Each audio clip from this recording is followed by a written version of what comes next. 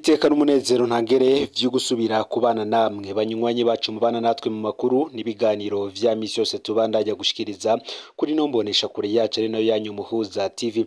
Uyu n'umwanya tugiye kubagezako amakuru y'ibiriko biravugwa bigezweko muri kano kanya ngaha mu gihugu c'u Burundi, akaba ari amakuru tuza kugaruka kubiriko biravugwa hejuru mu butegetsi. Na amakuru tuza kugaruka ku bihanganga bitatu bikomeye cyane mu butegetsi bwa CNDD-FDD, bose kandi uko ari batatu bakaba bari mu mabanga, ukongeraho umukuru w'igihugu agira kane. Bamwe bati ese koko ninde ashaka gutembagaza Perezida Varisito Ndayishimiye akoresheje igitoro? Ese yoba ari Reveriyano Ndikuriyo? Ese yoba ari General Prime Niyongabo? Ese yoba ari umushikiranganje wa mbere wa leta y'u Burundi Gervais Ndirakobuca?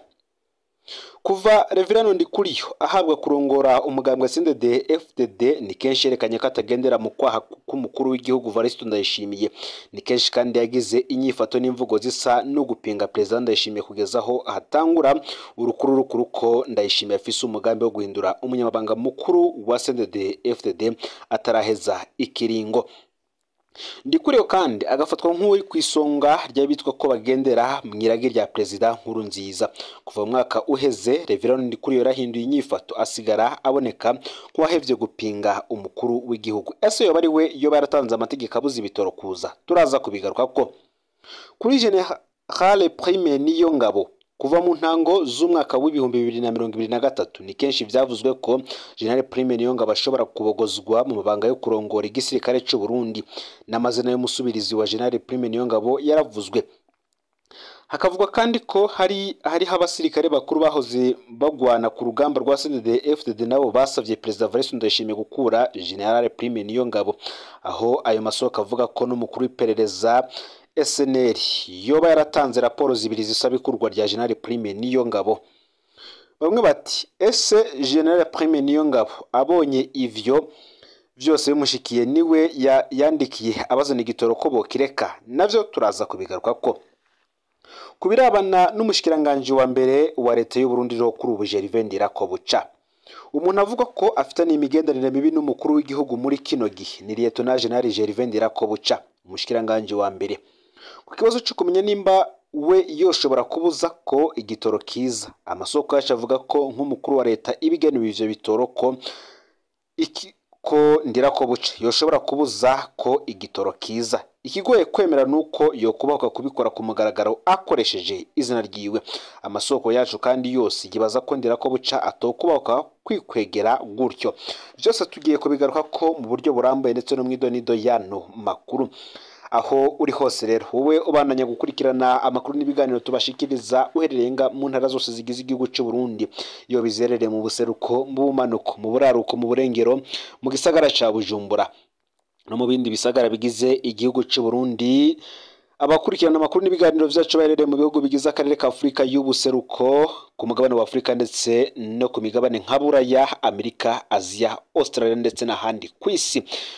Fyona subscribe kandi canke sabone niba utari wafyenda ko kugira ngo uje ushikirizwa n'amakuru nkaya tugiye kubashikiriza. Ndabaye kaze muri ano makuru. Ninde koko ashaka gutembagaza Perezida Varisito Ndayishimiye akoresheje igitoro? Amajambo Perezida Ndayishimiye ariko arakoresha mu guhimbaza imyaka 4 amaze ku butegetsi arateye ubwoba. Mu ijambo yashikirije ku igenekerezo ya 18 ruheshi umwaka w'ibihumbi 2024, Perezida Ndayishimiye yarashimitse ko hari abantu bashaka kuzana imigumuko mu gihugu bitwaje ubukene bw'igitoro. Ni naho yaca avuga ko abarundi ari ntashima. Mu gikorane cari kimaze iminsi inyabihanga, aya majambo y'imigumuko itegurwa yaragarutse.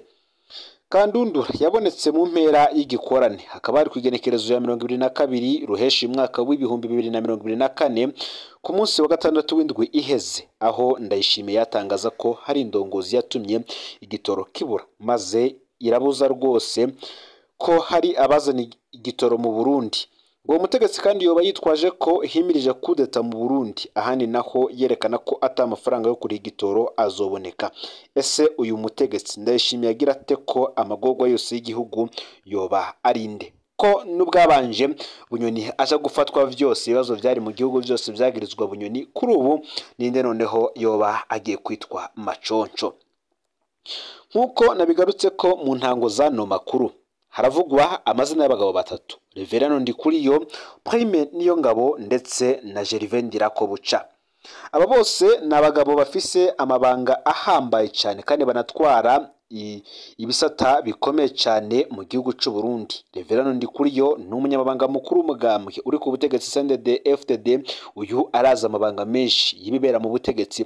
Hakazaho umukuru w'igisirikare General Prime Niyongabo. Uyu nawe araza amabanga menshi kuko arongoye urwego ruhambaye cyane mu gihugu, ndetse hakazaho n'umushikiranganje wa mbere wa leta y'u Burundi Gervais Ndirakobuca. Uyu akaba ari we araba ibikorwa byose bikorwa na leta kuko ari we mukuru, ari we arongoye leta mu gihe Evariste Ndayishimiye we arongoye igihugu. Kuri Reverano Ndikuriyo, nk'uko natanguye mbivuga, kuva Reverano Ndikuriyo ahabwa kurongora CNDD-FDD ni kenshi yerekanye ko atagendera mu kwaha k'umukuru w'igihugu.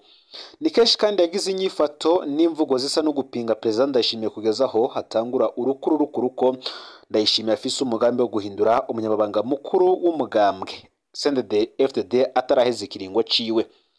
Ndikuriyo agafatwa nk'uri ku isonga ry'abitwa ko bagendera mu irage rya Perezida Nkurunziza kuri ubu, aho Bunyoni afatiwe. Kuva mu mpera z'umwaka uheze w'ibihumbi 2023, Reverano Ndikuriyo yarahinduye inyifato.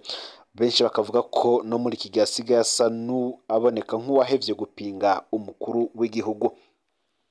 Aha barabiye ku kungene Reverano Ndikuriyo yoba yarashicetse cyane. Bamwe bakavuga ko hejuru mu butegetsi ariko haraberayo intambara idasanzwe, ni intambara ikinwa mu rureri rwinshi cyane. Ese none yoba ari we yatanze amategeko yo kubuza igitoro kuza? Kimwe mu vyo amasoko yacu yatumenyesheje, amasoko yacu avuga ko vyogorana ko umukuru w'umugambwe atanga amategeko nk'ayo mu gihe igitoro gitumwa ko na leta. Ntabo basha umukuru w'umugambwe afise mu bijanye n'amasezerano leta igiranirana n'abayizanira ibidandazwa bivuye hanze y'igihugu vyinjira imbere mu gihugu. Bisigura ko Reverano Ndikuriyo muri uyu mugambi atobamwo. Ese yoba ari General Prime Niyongabo? Uyu ni umukuru w'ibiro bikuru vy'igisirikare c'u Burundi.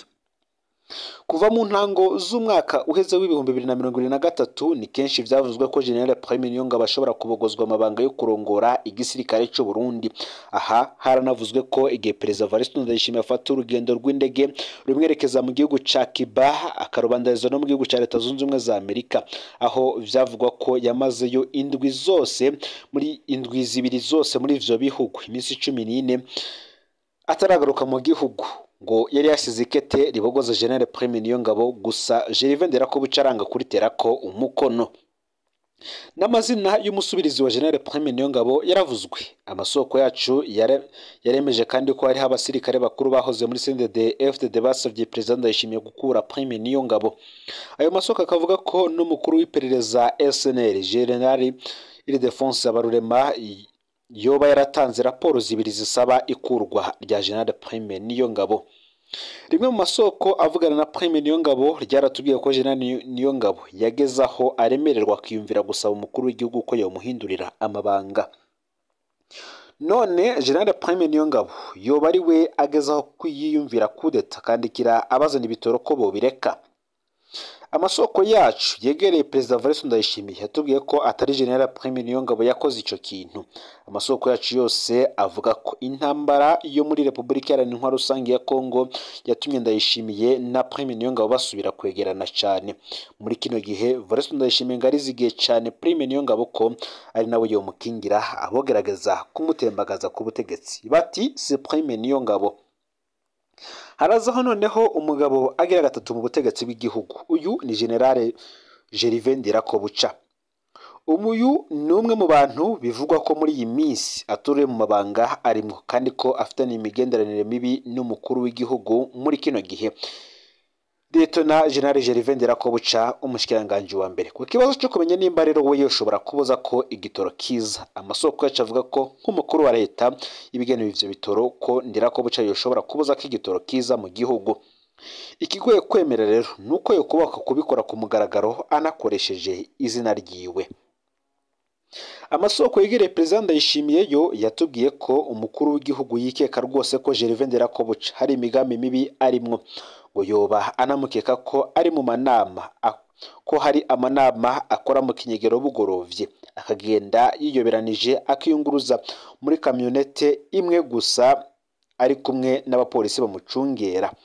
Hari abandi bategetsi bo hejuru cyane bakekwa ko nabo nyene biyoberanya bagiye muri izo nama, ntidushimye kuvuga ayo mazina twahawe. Bamwe bati ubwo siryoba ari rementanya rirondera Gervais Ndirakobuca. Kuva umushikiranganje wa mbere avugiye mu nama nshingamateka ko atanyishu afise ku kibazo c'ibitoro, abegereye Perezida Evariste Ndayishimiye barashavuye cyane, barashavujwe n'amajambo yavuzwe na Generali Gervais Ndirakobuca. Mu nkuru iheruka twarabwiye ko n'imigambi yo guhagarika Gervais Ndirakobuca yari yafashwe mu iperereza mu gihe yari guhirahira agatangaza ko atanze imihoho.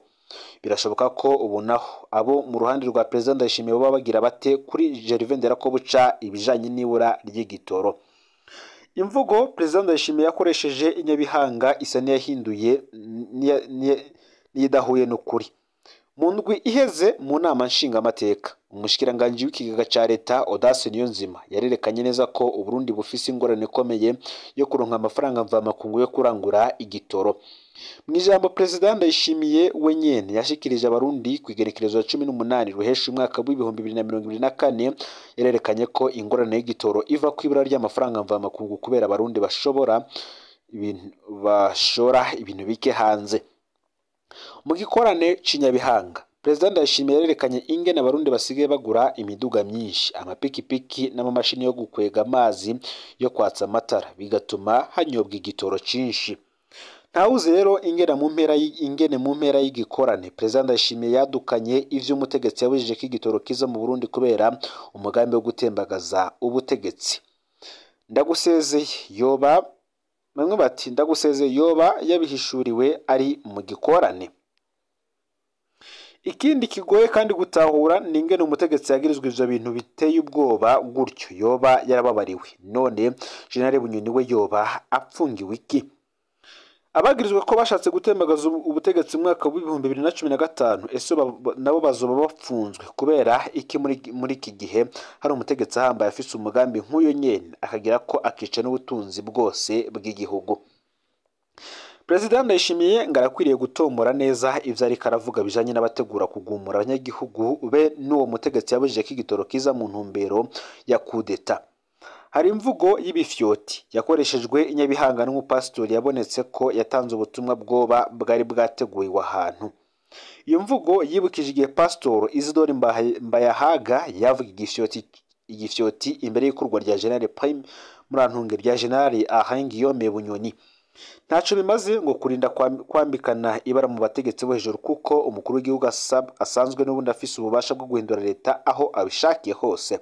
Iki gipfungu no guterana imyereka ngo nibihere. Abarundi bakeneye inyishu ku bibazo biba hanze, ntibakeneye ibitito n'amarementanya ngo bikorerwa hejuru mu butegetsi. Nandi makuru menshi turiko turabategura cyane arabana nibi vy'ibitoro, ndetse n'inyinyurana ryatanguye kugaragara mu bategetsi, aho mbere abikurikirana hafi bavuga ko iyo Perezida Evariste Ndayishimiye tanguye kwemanga ikintu ku mugaragaro imbere y'abanyagihugu haba himirije kuba agasha muri leta rongoye canke se uburongozi bwose bw'igihugu, abahindurirwa amabanga, abafatwa bagapfungwa, abirukanwa mu mabanga yabo, ndetse n'ibindi bitandukanye. Nandi menshi turiko tubatohoreza rero, ntuze gusiba gufyonda subscribe canke sabone niba utari wafyonda ko kugira ngo utoje ucikanwa nadushikiriza, usangize kandi no makuru bagenza aho bari hose kugira ngo nabo baje bashikirwa nabiriko biravugwa bigezwe ko nga mu gihugu c'u Burundi, hanze y'imbezi y'igihugu c'u Burundi, ndetse no makungu ya kure. N'umuhuza TV, Imana ibahezagire mu bikorwa vyanyu vya misi yose muriko murakora.